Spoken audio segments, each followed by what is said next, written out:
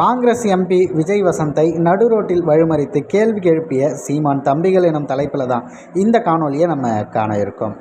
காங்கிரஸ் எம்பியாக இருக்கவர் விஜய் வசந்த் இதற்கு முன்னாடி சினிமா திரைப்படங்களை நடித்து அதன் பிறகு தந்தையின் மறைவின் பிறகு அந்த இடத்த பார்த்திங்கன்னா அவர் தக்க வைத்து கொண்டார். அந்த இடத்துல அவருக்கான மதிப்பு அப்படிங்கிறது யோகபித்த வரவேற்பு இருக்குங்கிறதுல மாற்று கருத்தே கிடையாது.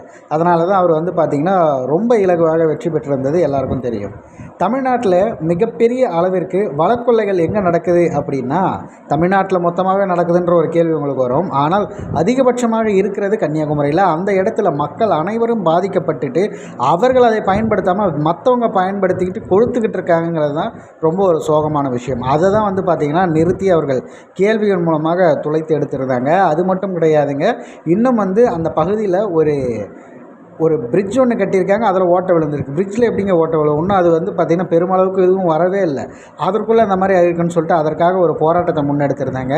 தொடர்ச்சியாக நாம் தமிழர் கட்சி கன்னியாகுமரியில் பார்த்திங்கன்னா வனக்கொள்ளைகளுக்கு எதிராகவும் இந்த டாரஸ் லாரிகள் அது மட்டும் இல்லாமல் கனரக வாகனங்கள் வருவதன் மூலமாக அங்கே பள்ளி நேரத்தில் குழந்தைங்க போகும்போது அந்த ரோடு ஃபுல்லாக அந்த மண் அடிக்கிறது, இவர்கள் எல்லா இடத்துலையும் உடச்சி அங்கே வெட்டி எடுத்துகிட்டு போகிறதன் மூலயமாக வீடுகள் தோறும் பார்த்திங்கன்னா அந்த தூசிகள் நிறைந்து கிடப்பது. இதனால் இந்த இருதய நோய் மற்ற ப்ராப்ளம் இருக்க எல்லாருக்குமே அவ்வளவு கடினங்கள் இருக்குது. ஏதோ ஒரு காரணத்தால் நம்ம தினம் மனிதர்களுடைய இழப்பை பார்த்துட்டு வந்துட்ருக்கோம்.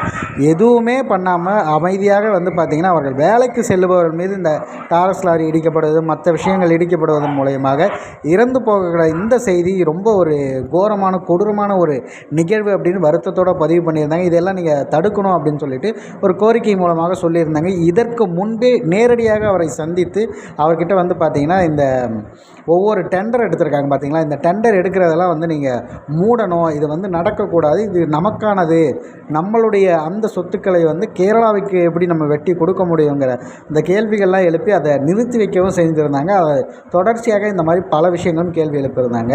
ஒரு 3 நிமிடத்திற்கு மேலே போய்கிட்டு இருக்க அந்த காணொலியில் பல கேள்விகள் அவங்க வச்சாங்க.